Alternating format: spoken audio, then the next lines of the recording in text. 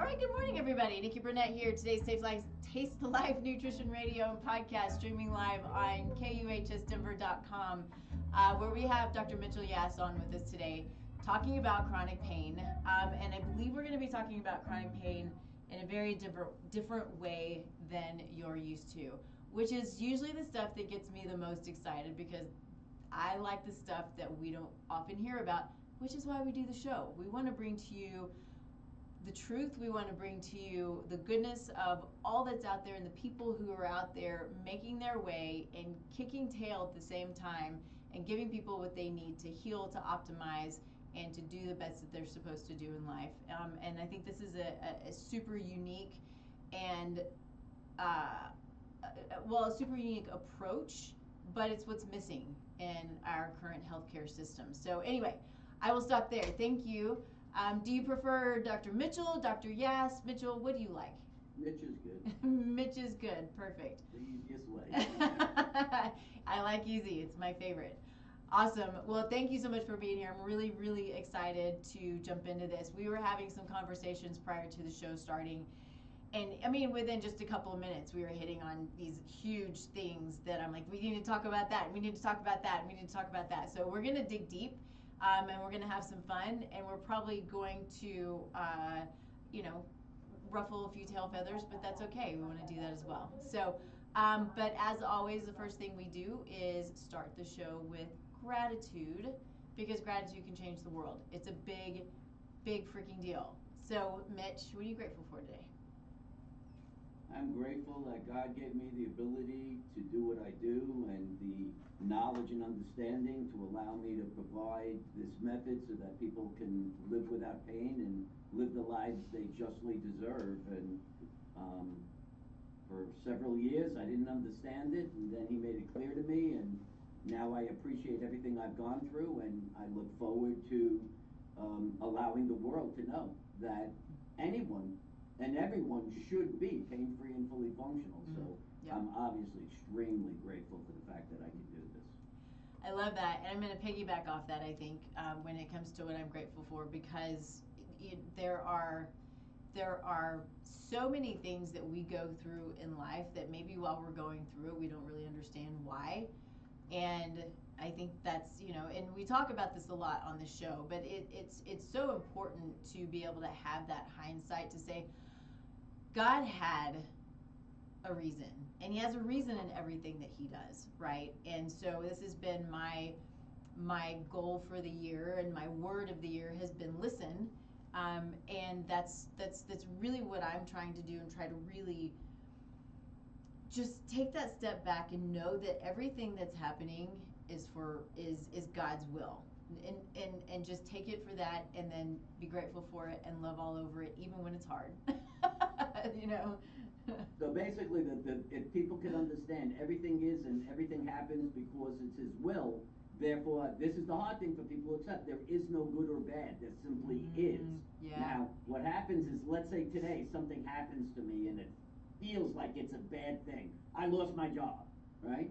Well, then it turns out that losing that job leads me to do the very thing that I had a passion for, yep. And I have the happiest life in 10 years from now. Was this really a bad thing? Or was it a good thing? Yeah. It was simply was. Yeah. And that's the key to understand. You don't know what's happening in your life in terms of its relationship to good or bad, simply because you don't know how it's going to affect you in the future. And so the answer is to live every day, simply living and appreciating it for what it is. I love that so much, and it's so funny because you kind of are, you just told my story, right? So, and I'll be super brief with this, but it is interesting because early on when we moved to Colorado, I had a job and it was going well, and I was making more money than I had ever made, and all of the things, and then they cut me.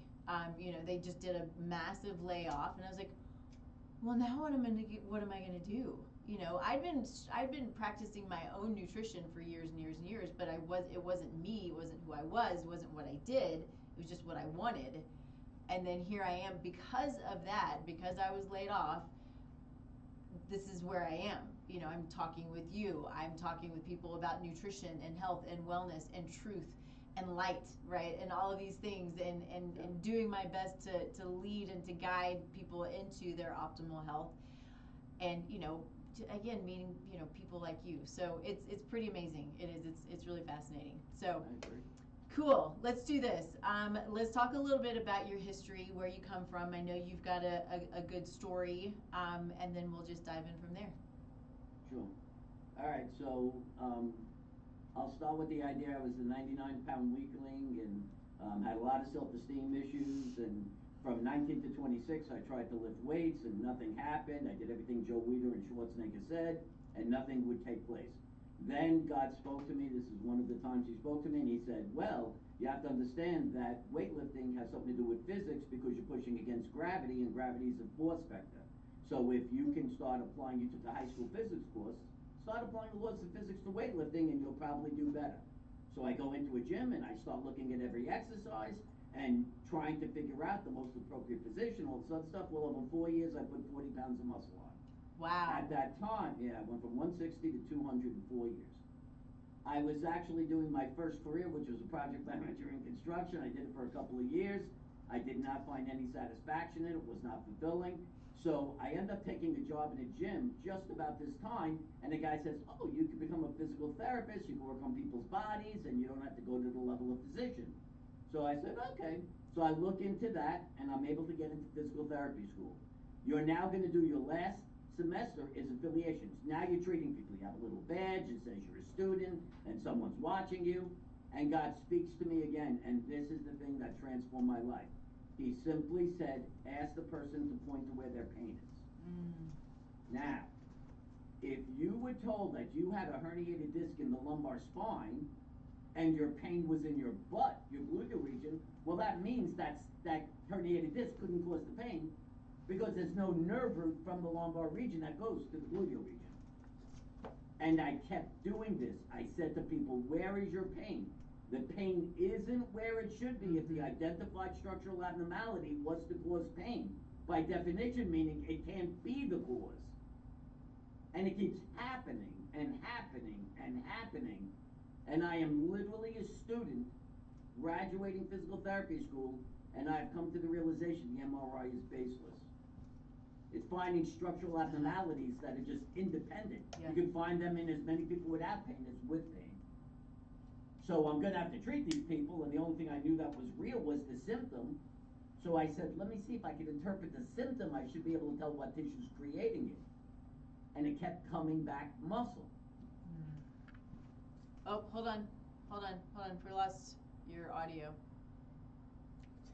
Is it? Try again. Yeah, we're not hearing you. I don't know what happened. Okay, yeah. I don't know.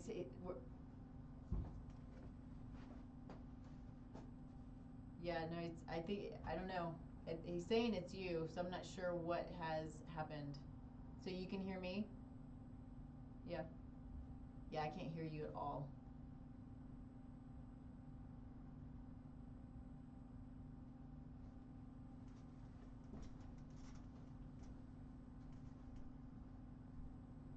Still nothing?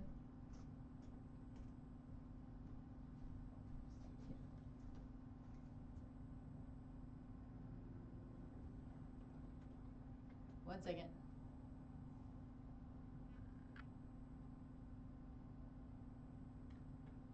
Okay, try again. Can you hear me now? Oh, got it. Okay, sorry about that. Sometimes things happen, right? Okay. All right, carry on. All right, so what happened, what I was saying was that I then started to interpret the symptoms that people were having, and it turns out it was a muscular cause. It was a muscle eliciting that pain. Well, I just taught myself the physics of weightlifting. So I said, what the hell, let me try and use this method and see if I can strengthen these muscles, and people are getting better in a session or 2 sessions. Oh, that quickly? Instantly, pain-free, fully functional. That was 32 years ago.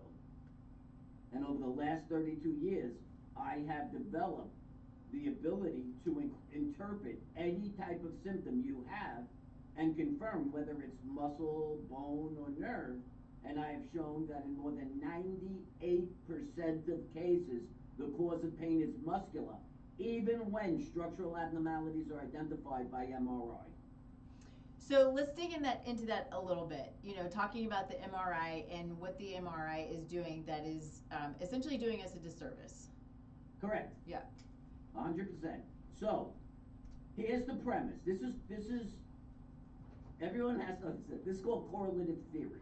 Okay? That's what's used. It's called junk science. It's the worst form of science. This is so scary, but it's true. Now, imagine I have you come to my front door, I open my front door, and the sun rises. And for the next 6 months, I open my front door, and you see the sun rise. I can now say, opening my front door caused the sun to rise. Mm. And you would say, holy shit, he's right. I've seen it 6 months now. But clearly that's insane. Yeah. Correlative theory says that I'm going to attempt to say that if one thing happens at the time of another, one is causing the other. Now, think about the logic. You always get your MRI when you're in pain, correct? So you're already having your pain. So if I find any structural abnormality anywhere on your body, and that is identified for the first time at the time of your pain, I can assert it to be the cause of your pain. Correct? Straight logic, right? So you have back pain. I find you have a herniated disc. That's the cause. You have knee pain. You have a meniscal tear found at that time, right? So all they're doing is they're looking for structural abnormalities. But number one, have they confirmed whether that structural abnormality existed before you had pain? Because if it was there before you had pain, clearly it couldn't be the cause of your pain. So the answer is no. How about the fact that as many people without pain have the same structural abnormalities in the same percentages? 63% of people with knee pain have meniscal tears. 60% of people without knee pain have meniscal tears. Interesting. And so same with bulging discs. 1994, the first study on people without back pain showed 70% of the population have bulging or herniated discs who have no back pain. Wow. How about this one? Fascinating. Over the age of 60, those that do not have back pain at all, 93% are found to have degenerative disc disease. No kidding. Yeah. Okay. So what you're saying then is these abnormalities are not the cause, it's the muscles. A little Popeye coming out of me. But it's the muscle deficiencies, the muscle weaknesses. Correct. Okay. So I'm going to give you an example. People always do it better with example. Yep. If you ask the vast majority of people who have knee pain, they're going to say their pain's around their kneecap. Okay? Okay. Now, most people don't realize the knee joint's actually two joints. The joint between the thigh bone and lower leg bone, and then the joint between the kneecap and the thigh bone.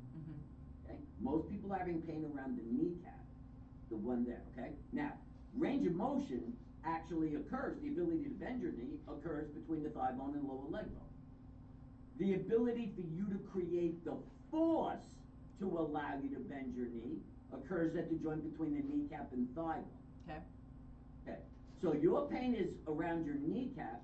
That's telling you that the problem isn't structural because you're not having pain at the joint where range of motion occurs between the thigh bone and lower leg bone. It's telling me that there may be, let's say, your quadricep, your front thigh muscle, which attaches to your hamstring.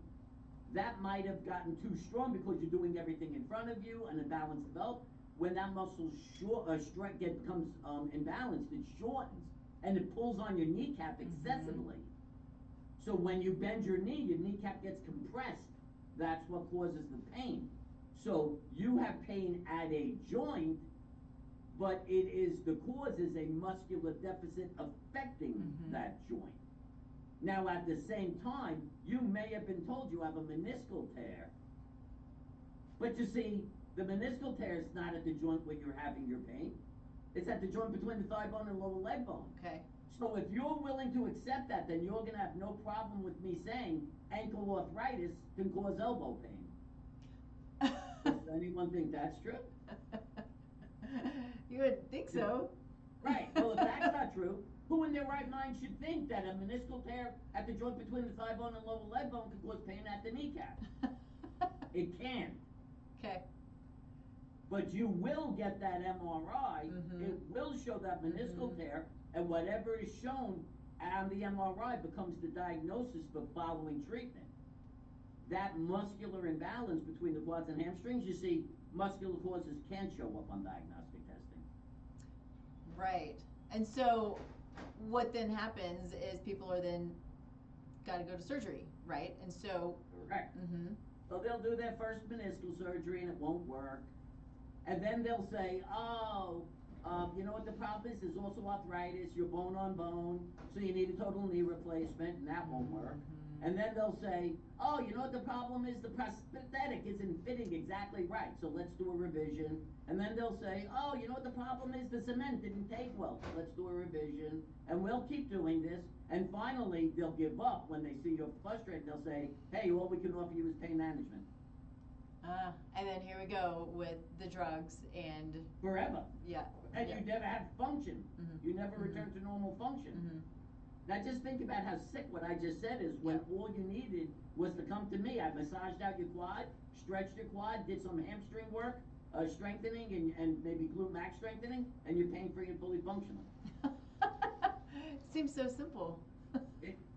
So when it's muscular, I basically have a general principle that I look to get 80 to 100% reduction of symptom and return of function by the end of the first session. One session. Fascinating. One session. Nobody with me comes here more than 2 or 3 times, and they are pain-free and fully functional with the understanding of how to sustain what I've given them in weeks. Nobody comes. There's no such thing as months of years with the KUHS method, ever. Well, and that's so beautiful because that's such that's so much of what healthcare has become, good, bad, or indifferent, is the constant, the coming back, and the medicating and the changing, and I'm not guilty of this, right? When I see people, I often need to see them. It's biochemistry, it's not the biomechanics, but I'm seeing people because there's a lot of stuff to work on. But what if there are, that's the beautiful thing about what we're talking about. What if there are better ways of doing this, like what you found?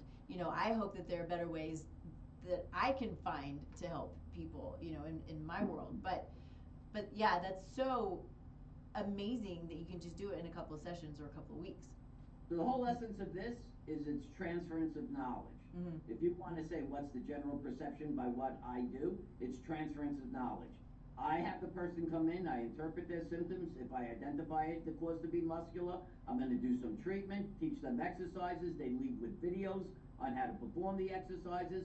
The goal is for them to then be able to sustain this program so they are pain-free and fully functional. If they choose, they come back 1 or 2 times and we start doing general conditioning to optimize their strength. Optimize their chance of performing activity without symptom and limiting any chance of them having a symptom again. So let's talk a little bit about something like scoliosis. So we talked about this before we started the show. I have a curve in my spine. It's not ever been diagnosed as scoliosis, but it's a 30-degree curve. And what I believe to be the case is, and so you can tell me whatever you think about it, doesn't matter to me, but I believe that over time it's impacted my jaw. I have degeneration in my jaw joint. And so then I've got, I have headache pain. And so all of these things have been managed over time, and I do manage them. But what you're saying, though, is I could correct that curve in my spine, and all of these muscular issues and symptoms that I'm struggling with can be corrected. So you hit on the thing that basically is the red flag that the medical system is failing royally, is that basically every person at some point or another ends up at the point of wanting to manage their symptoms. Right. We talked about the fact that, it's the biggest treatment model used is pain management. They have these spine and pain places opening all over, and it's opioids, or they're doing, which seems insane, the cauterizing of nerves. I mean, it's all just crazy stuff. The back, this is shocking. I'm now hearing people going back and they're giving them Zymbalta before opiates. So I came out in 1993 is when I graduated physical therapy. I was at the beginnings of the real chronic pain epidemic. Before they had opioids, it was all about antidepressants, Zymbalta, and that kind of stuff. Yeah. And it appears they're returning back to that, which is sick. But ultimately, when we talk about scoliosis, the idea that people are told, people are seeking care because they have pain in their lower back. Mm-hmm. They then are told scoliosis is the cause. Mm-hmm. That is lunacy. That is so dumb to make that statement. It's irrational. So every tissue elicits a symptom when that tissue is in distress. What would make a bone go into distress? The answer is fracturing. Mm-hmm. Nobody's saying this person has fracturing of their vertebrae. They're just misaligned. And so I always say, what happened? Is it that the vertebrae, they're having some personal conflict because they're not aligned in the way they should? They're starting to feel bad about themselves, and they're going to try to elicit pain? I mean, it's just psycho, okay? So, basically what happens is you have to understand, bone position is based on the pulls of the muscles that attach to the bone. Mm-hmm. So most bones have more than one muscle attaching. So if we look at your spine, if we say the lumbar spine, the lower spine, we want to look at the fact that the pelvis is the foundation of the body, mm-hmm. and the pelvis must be level to the ground. If that is true, then the attachment to the spine at the sacroiliac will have your spine perpendicular. But if one of your gluteus medius muscles on the sides of your pelvis weaken, you will not have a level pelvis anymore. You're going to have it tilted to one side, and the spine will tilt to the other side. Mm-hmm. Well, no one's going to walk out here, mm-hmm. so they're going to try to find their way back to the midline, and that develops scoliosis. Mm-hmm.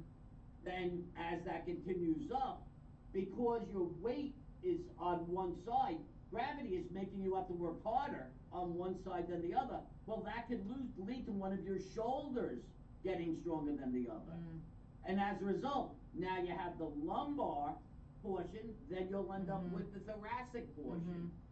Mm-hmm. And it's all stemming from one thing, a pelvis that's not level. So all I do is level out the pelvis, and I mean, a couple of weeks at best, you have straight, your lumbar spine is dead perpendicular. So help me understand something, because it's more out of curiosity, is when you strengthen muscles more on one side, it usually means the other side's going to be a little bit weaker. So how is it that you have the ability of either, well, I guess, strengthening the other side so the balance happens in such a short period of time? So first let me just explain this concept, because this is hard for people to understand. So you see me and you're doing strengthening. Yeah. And they think that's the focus of what we're trying to do with the muscle. Muscles at rest have something called resting tone. There's always a contractile force in muscle. There's an electrical charge on a muscle 24 hours a day. So always remember the idea that every one of your muscles is always pulling. Now, let's say that I have a scoliosis to the right side of my shoulder. So this is my back right here, right? So the convex side always points to the stronger side. Okay. So if I was to muscle test this person, I am going to find out that their left shoulder is weaker. So I'm going to then begin to strengthen just the left side. As I begin to strengthen the left side, the resting tone of the muscles that are attaching to the spine is going to increase. So even when you're sleeping, both sides muscles are going to be pulling on that spine, and when those forces are equal, your spine's perpendicular, straight up and down. So what we're just trying to do is recognize an imbalance develop, which is why your spine is no longer perpendicular. And so we just want to strengthen the weaker side until its force output is equal to the force output of the other side, and their resting tones are equal, and they will pull on the spine equally, and your spine's dead perfect. So what I was told, I don't think I already said this, but what I was told is that as you age, and I think in my mind I assumed it was more like a, stenosis happening or something like that, but as you age, that really you get to the point where your body just manages, right? And you have there's no, unless you go in surgically, right? There's no way of fixing that curve. Well, what you're saying is it doesn't matter the age, you can fix that curve as long as you address Correct. the muscles. So muscle is one of the unique tissues in the body. It's not affected by age. So I've treated people up to 102, and I got a lady strong at 102. There's an innate contractile force in the muscle. So the thing that really causes aging is loss of elasticity of connective tissue. That's why you see wrinkles. That's why your lung begins to collapse. That's why gastrointestinal. Well, muscle's nothing like that. A loss of elasticity cannot affect muscle because it has innate contractile force in it. So muscle is unaffected by age. I'll say it 1,000 times. Muscle is unaffected by age. Muscle is unaffected by age. I don't care how old you are. You come in here, I'm going to beat the crap out of you. I'm going to make you stronger, and you're going to get your results, guaranteed. I don't care if someone's told you got stenosis or oh, you've had that 6th revision on your knee. Yeah. Well, if the problem was that quad is stronger than your hamstring, even after the 6th revision, it's the same thing. So even after all the failed surgeries, I can still get you pain-free and fully functional. That's so amazing. So give me a story about someone with scoliosis that you've treated. The worst of the worst case I've ever had Yeah. was a lady who had progressive scoliosis over 40 years. Okay. She, for the last 10, was on opioids, and basically it stopped working. So she just constantly had back pain. Mm-hmm. And so she was told that they're going to put a rod in her spine from her skull to her pelvis. Now realize that's including the thoracic spine, so you're going to be near the heart, the lungs. So they were actually going to have a cardiologist in there to actually shut her heart down while they're doing this. They told her, be prepared, you're going to put 60 pounds of fat on, because the next year you're going to be living on a couch and you're going to have to live off your fat because you are going to have such writhing pain. Oh my gosh. From the surgery. Oh my goodness. So, through a very bizarre set of circumstances, I meet her, and it's just like what I told you, identical. One hip was higher than the other. She had a bit of an arching as well. So I started strengthening her muscles. Within 2 or 3 months, she was pain-free. Maybe a month or 2 later, she was completely off opioids. And the cool thing was, this is Florida, she lived in Indiana. She was staying with her mother. Her favorite thing to do was slalom water skiing on a single ski. She went back and did it perfectly. No What? symptoms, nothing. She went back to do the very thing she loved to do the most. How cool is that? And if we had had more time, I assure you, we would have gotten x-rays to show that I was correcting the spine. Mm-hmm. So are you doing things like that now? Are you taking x-rays and documenting? I'm assuming you are. You're training others now to do your method. Yeah, so I don't have access to x-rays, but what we are doing are before and after pictures. Yeah. So like that 15-year-old kid that I told you about who, in about 2 to 3 weeks, we've taken 40 to 50% of his scoliosis away. Those pictures are undeniable, and his parents are here. Yeah. The pictures are undeniable. Yeah. I mean, you are literally seeing his back transform. So, I'm curious about how the method works. So is it adjustments that you're doing, or does that make sense? So is it muscle massage? There is massage and strengthening. So, First of all, the idea of doing an adjustment, again, implies that somehow you can change the position physically of a bone. That's lunacy. The bone position is based on the pulls of muscles. So I don't care who moves what at night when you have your resting tone kicking in. If there was an imbalance, that bone will be out of alignment when you wake up again. It's guaranteed. Which is why we're always having to get adjusted, because there's still adjustments for life. Yeah. Did they have that in caveman time? Not as far as I know. I don't think so. And yet they seem to survive. So. Yeah. So here's what happens. A classic example. You got neck pain right here. Classic neck pain. You'll be told you have stenosis, a herniated disc, or a pinched nerve, which is all nonsense. So I'll show you something really cool. All right, your pain is right here. Now, if in fact your symptom was referred from your spine, where would I have to press to bring your symptom on? Here or your spine? Your spine. Your spine, right? Yeah. So I'm going to press on the cervical level, and we're going to see if it shoots. It's never going to shoot because it's not from there. Okay. But if I press here, and I bring on the pain, I just proved to you that your pain is not referred, but point tender, and the tissue I'm pressing on is the tissue eliciting your symptom. That's how you differentiate whether something's referred or not. Okay. Right? Yeah. And what is that muscle right there? It's called the levator scapula. It helps support your neck. So, you gotta be like this all happens because you gotta be like a 4-year-old kid. You gotta just keep saying, why? Why? Yes. Why? Yes. So why did the levator scapula strain? Well, it turns out the levator scapula attaches to the shoulder blade and then the upper cervical region. And you may have had an imbalance where your chest and your muscles in the front here are too strong for the muscles in the back, and your shoulder came forward. When your shoulder came forward, the distance that muscle has to travel to its attachment point increased. Muscles create their optimal force at an optimal length. If you increase the length of the muscle, it loses its ability to create force.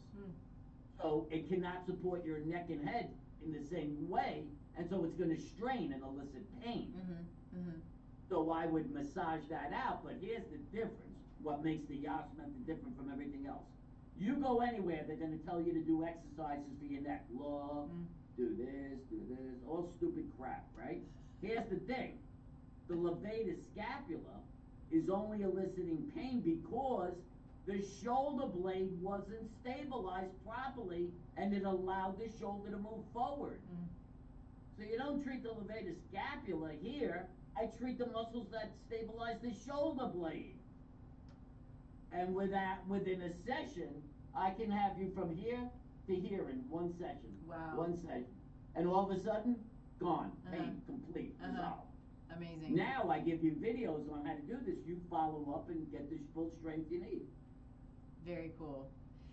So one of the what we've been talking so much about is, like, I guess, biomechanical issues, right? Scoliosis and knee pain and so forth. But we have other conditions that can happen, right, due to, I guess, muscle issues. And what I'm trying to get at is your own story. I think I didn't ask you if it was okay to talk about this, but the picture you showed me in the beginning, is this because of imbalances, muscular imbalances? Which picture is that? Oh, when I was... The tumor. The tumor. Oh, the tumor? All right, so now, if we're going to talk about the tumor, then people have to understand that I found enlightenment 6 years ago, and as far as I'm concerned, I am a servant to God. He has given me this understanding. That was not a human tumor. That was a God tumor. God put that tumor there, and it was because he wanted me to be prepared for what he is about to bring me, which is that people are going to have conscious awareness that the answer to resolving chronic pain has been given on earth through this method, and he needed me to promise that no matter how many people come in front of me, how many facilities need to be open, I must promise I will complete the mission as I am deemed. And I said yes, and then within 6 weeks the tumor was disappeared, gone. Because that was... And nobody has an answer for it. The oncologist, no. So you went to the doctor, it was diagnosed, the whole thing, and so the tumor, do you want to show the picture, or no? I can show the picture. I was scheduled for, this is again why you don't accept diagnostic testing. They did a CAT scan, the tumor was covering my ear, they did a CAT scan, and they couldn't see the tragus part of the ear. That meant they thought that it was in my ear. So they weren't going to just take the tumor, they were going to be taking my ear. And the strange thing was, I always remembered it as starting here, but they didn't want to have any part of it. And so they were going to basically take the tumor and my ear. I'll show you.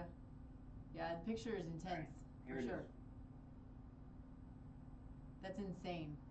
That is a squamous cell fungating carcinoma. Wow. Amazing. And then, just so everyone can see, that's 6 weeks later. Wow. That's where it came through. Yeah. It was not in my ear. In the ear, right. And they were going to take my ear. Uh-huh. So I have a personal story about don't accept diagnostic testing because it's just an image. It's an interpretation of what is. It's not actually what is. And so how long did it take for that to develop?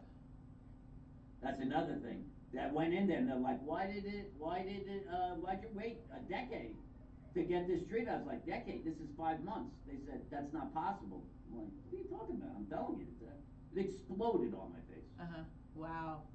And so all you said, so it was that moment, and so I'm just kind of making it clear in my own mind, but I just love it so much that in that moment that you said yes to God, it started to diminish.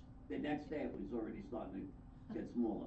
2 days before the surgery, I called up the oncologist and I said, something's going on. Something's changing. I don't know if I should get this surgery.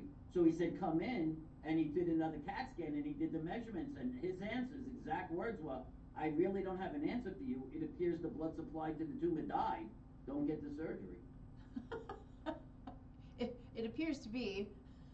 Yeah, they couldn't understand this.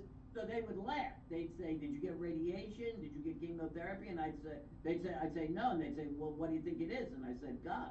And they'd laugh. Oh, of course. Yeah. That's outside their parameter of understanding. Yeah. But it's amazing. It's undeniable to me. Yeah. I mean, you can clearly see that is a huge tumor, and within 6 weeks it was gone. So fascinating.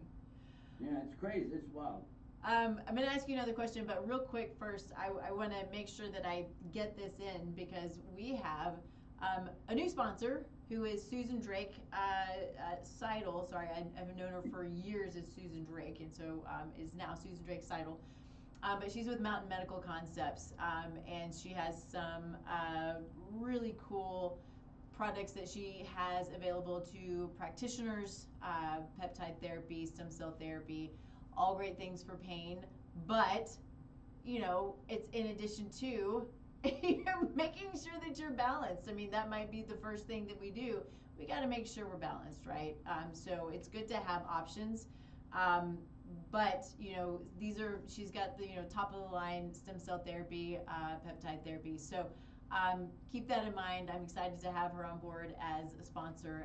She's great at what she does, has great products. So I think I want to jump in now. I want to talk a little bit about, I think it's more about, when it comes to, I feel like sometimes people get my thoughts in line here. I have clients who do physical therapy, and they have physical therapy regimens that they do. And I had one just yesterday said, yeah, so my regimen changed a little bit, and so I've got some new stuff to do. And so it's this ongoing forever. And yes, I think that these things are necessary. We need to have strength training. We need to make sure our muscles are in line. So I want to make sure that I'm understanding that what you're saying is we can change them quickly. We also then optimize by doing the exercises. Are these things in your mind lifelong, little exercises that we need to do? And how then do we make sure that the biomechanics stay in line? I mean, do we get rechecks? How does that work? So first off, let me say, as a general principle, physical therapy is kind of worthless crap. I have a doctorate in physical therapy. It has no value. Understand the principle. Physical therapy says resolve pain and then strengthen.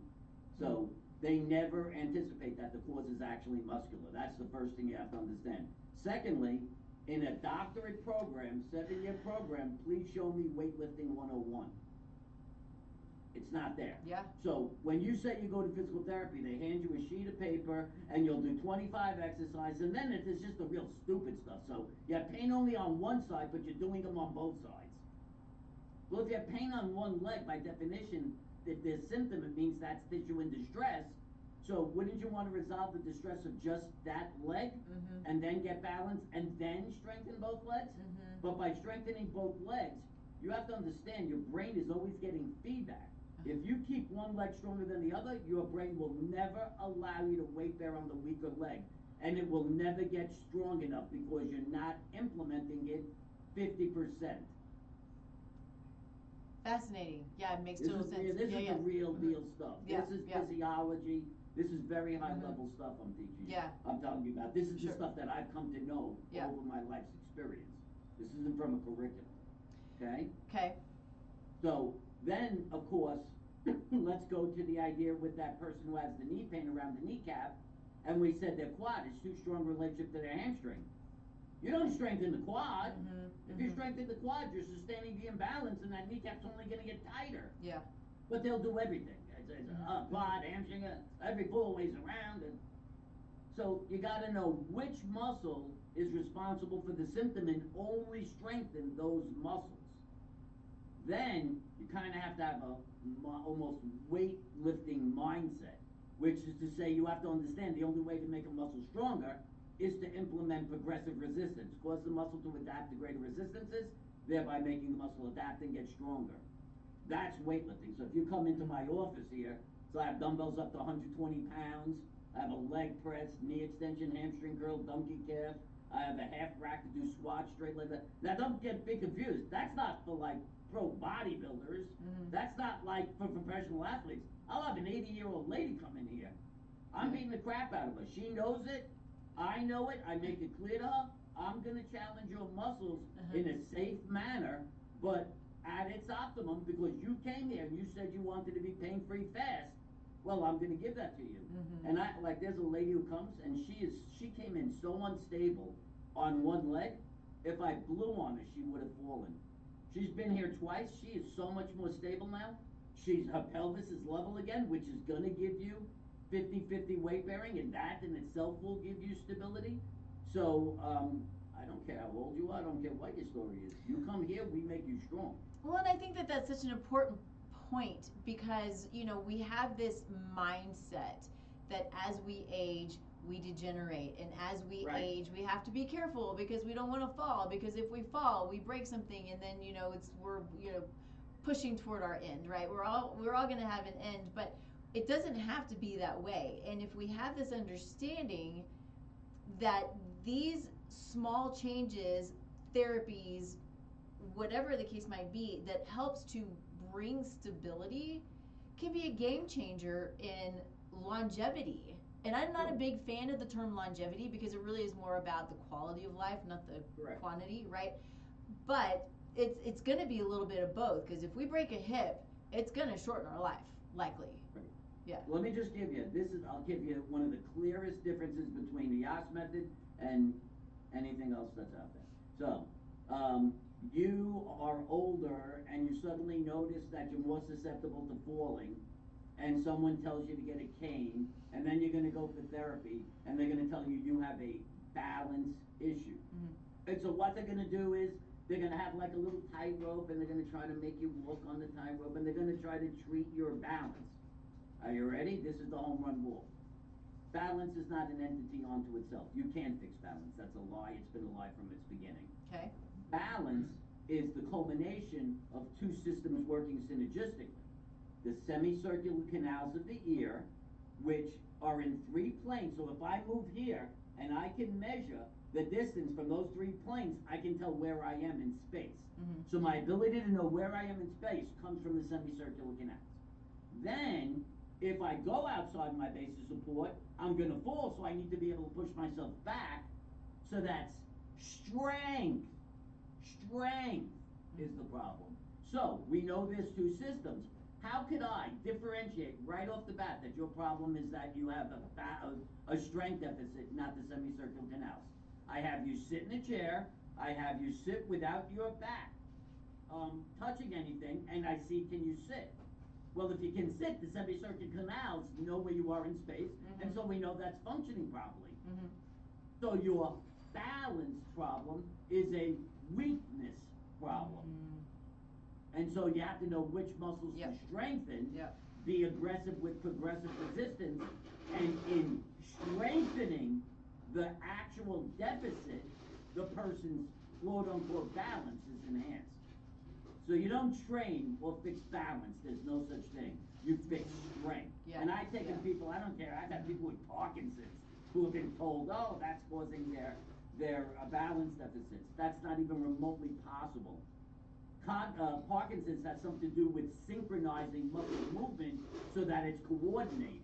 Now, the problem is, once they're diagnosed with that, what do you think that's going to happen with their loved ones? They're going to start getting scared. Oh my God, Yeah. he may fall. And what are they going to do? They're going to make them weight bear less. And when they weight bear less, what's that going to do? It's going to make them weaker. Yeah. And all of a sudden, you just incited that person to fall. I took a guy, full-blown Parkinson's, mask-like face, all of it. He strengthened him up. He was using a walker, I think. Nothing. So, when you say nothing, like all of his Parkinson's symptoms disappeared? No, I can't fix the Parkinson's symptoms. Yeah. I'm saying balance can never be a symptom of Parkinson's. Gotcha. It is not directly correlated. Parkinson's is specifically a part of the brain that has something to do with the coordination of muscle. So if I want to move my arm, you see how fluid I do that? If you had Parkinson's, it would be. Okay. Yeah. And then you get the mask-like face. But there's a general principle that has been created, that it affects balance. Parkinson's cannot affect the strength of any muscle. That's absolutely fallacy. It's just that those that love that person think they're doing a good thing for them by having them not move around as much, when in fact that's inciting a greater level of imbalance and potential for falling.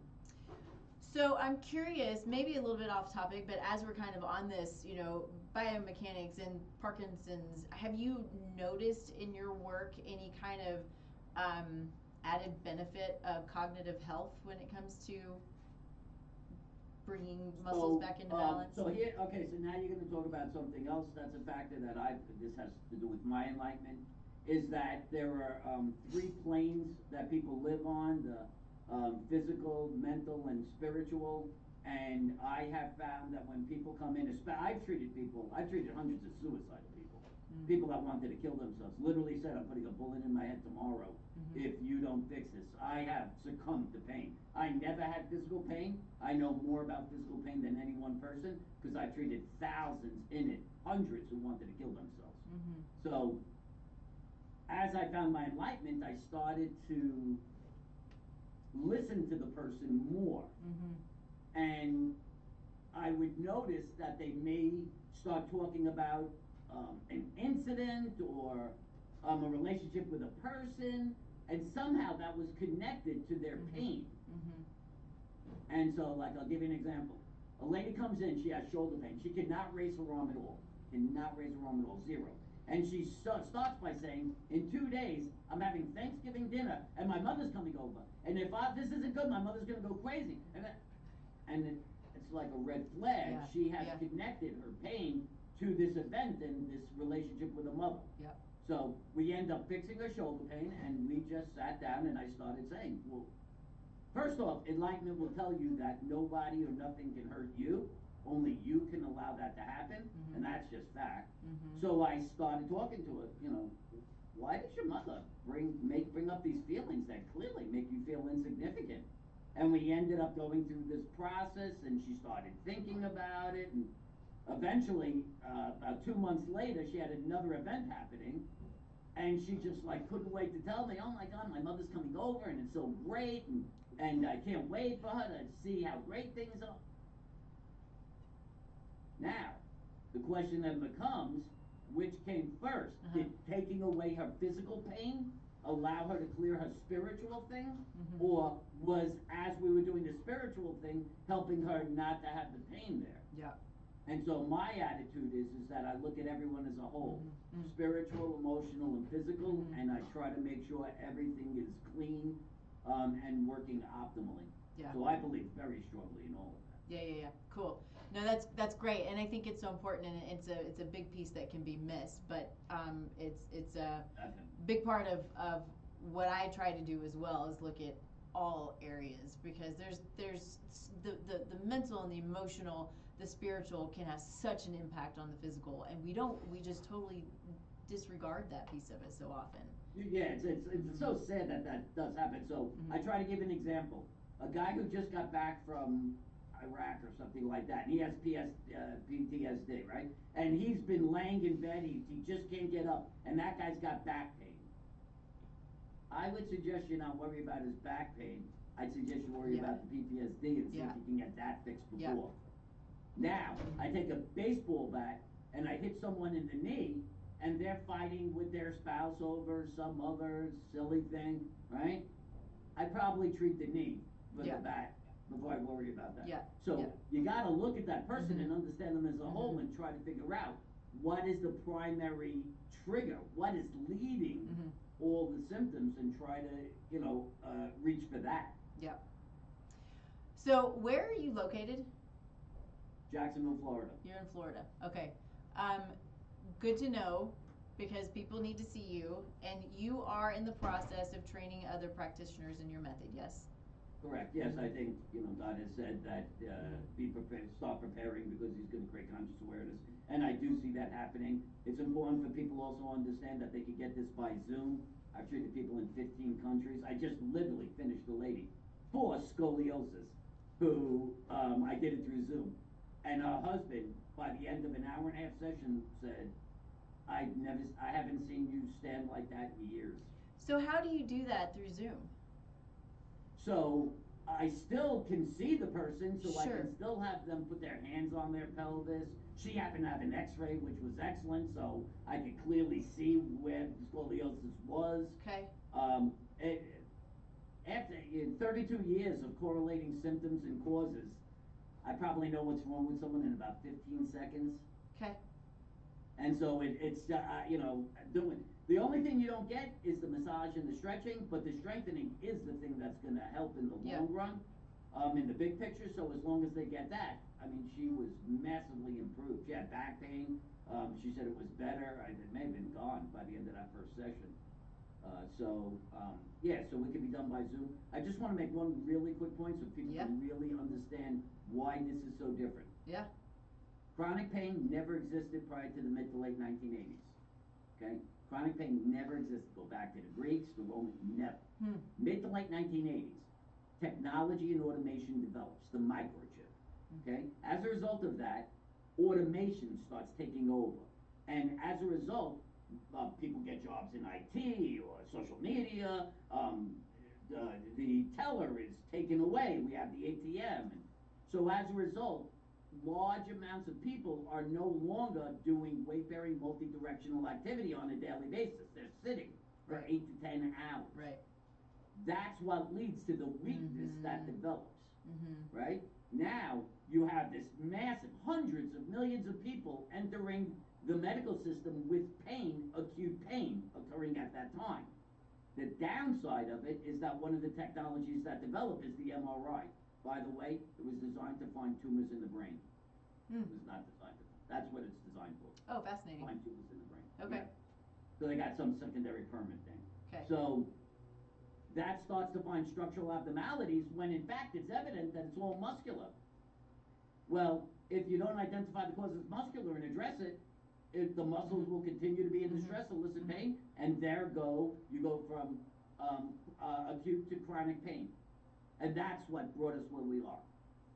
So if everybody's going to sustain this constant use of technology, be prepared that if you have pain, it's muscular. If you don't want to have pain, you're going to have to do isolated strength training. Done. Or go back and be a farmer. That's your choice. Yeah. I mean, it's true. I'm in the middle of finishing up a book it's kind of talking about that as well to a degree, but it's, we're not intended to be like the intense biker that's all we do is bike or swim or weights or whatever the case is. We're intended to do lots of things to build muscle, to build stability, muscular stability, all of these things we're not one dimensional, right? It's all of the things that are so important. Right. So Yeah, in caveman time, we were supposed to do weight-bearing, multi-directional activity. Yeah. And that was great. There was no chronic pain until the mid-late 1980s when the microchip caused the computer to get so advanced that now, probably 80% of the population doesn't even do weight-bearing activity anymore, whether it's job-related or even recreational. I mean, it's just silly. It's terrible. It's terrible.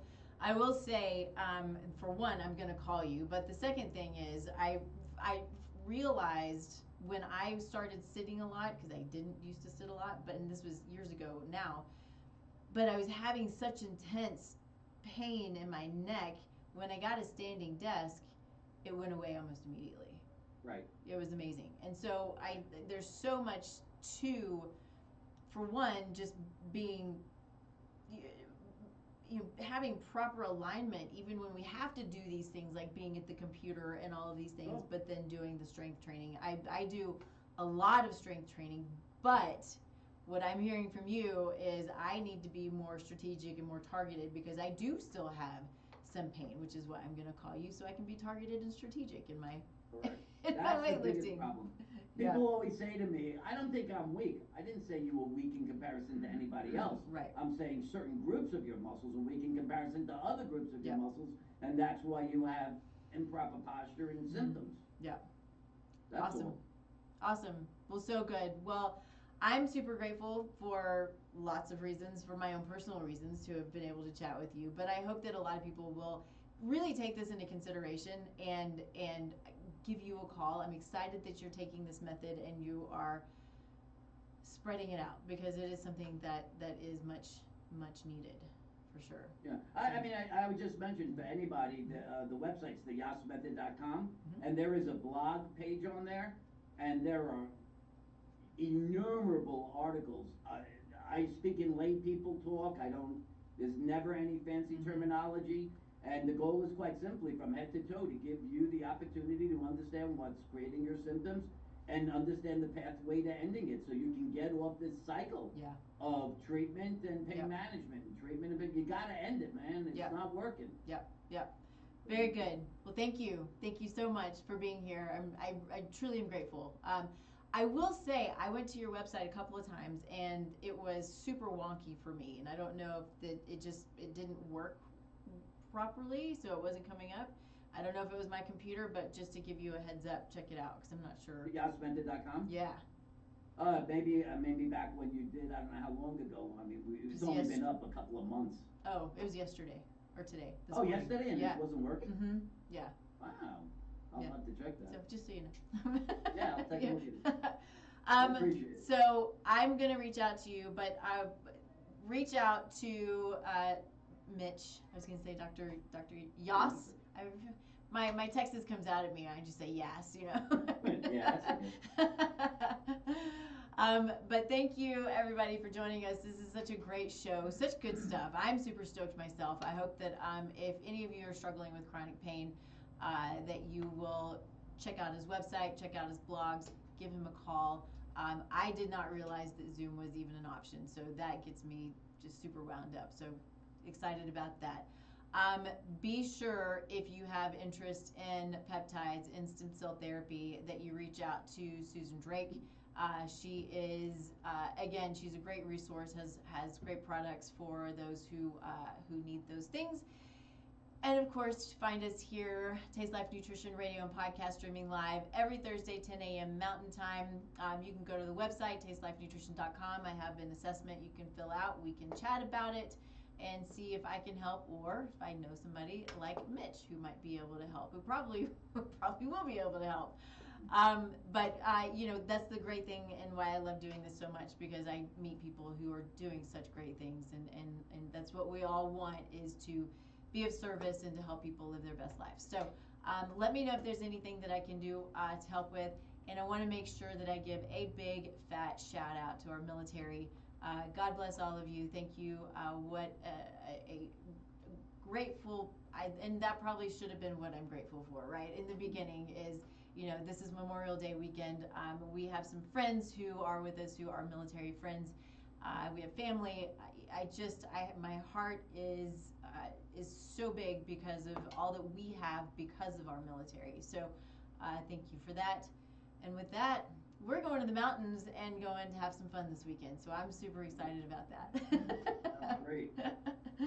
All right, wonderful. I will talk to you, or I'm going to reach out to you probably next week after I get back. But thank you again so much for being here, and we'll see you. My pleasure. Thanks for having me. All right. Anytime I can Very spread good. the word, I appreciate it. That's perfect. All right, take care. Thanks. Thanks. Bye.